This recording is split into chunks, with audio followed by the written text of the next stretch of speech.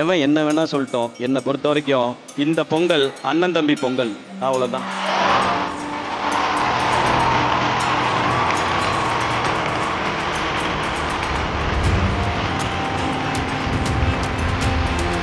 So எல்லாருக்கும் கிளியரா புரிஞ்சுதா?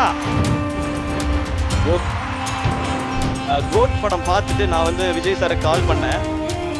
கால் அட்டன் பண்ணி சார் ஃபர்ஸ்ட் சொன்னது ஹாய் ப்ரோ அப்படின்னாரு. ஹலோ சார், சார் கோட் பயங்கர என்டர்டெய்னிங்காக இருந்துச்சு சார், சூப்பர் சார் அப்படின்னு.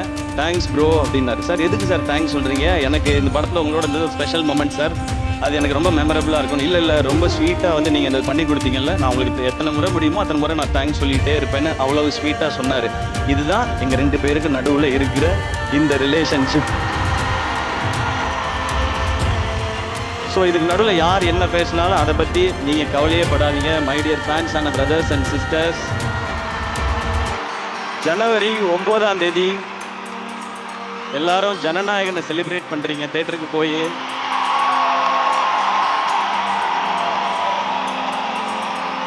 முப்பத்தி 3 வருஷம் இண்டஸ்ட்ரியில் நம்மளெல்லாம் என்டர்டெயின் பண்ண ஒருத்தர் லாஸ்ட்லேருந்து சொல்லியிருக்காரு, அதை 9ஆம் தேதி என்டர்டெயின் பண்ணுறோம், அதை போய் நம்ம செலிப்ரேட் பண்ணுறோம்.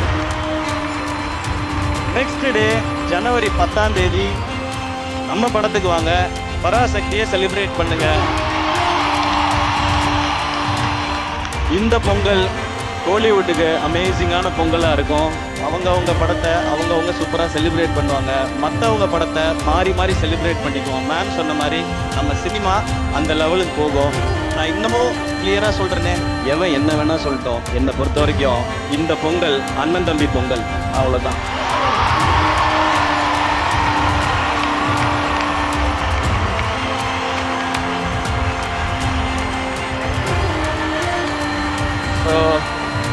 எல்லாருக்கும் கிளியரா புரிஞ்சுதா? ஓகே.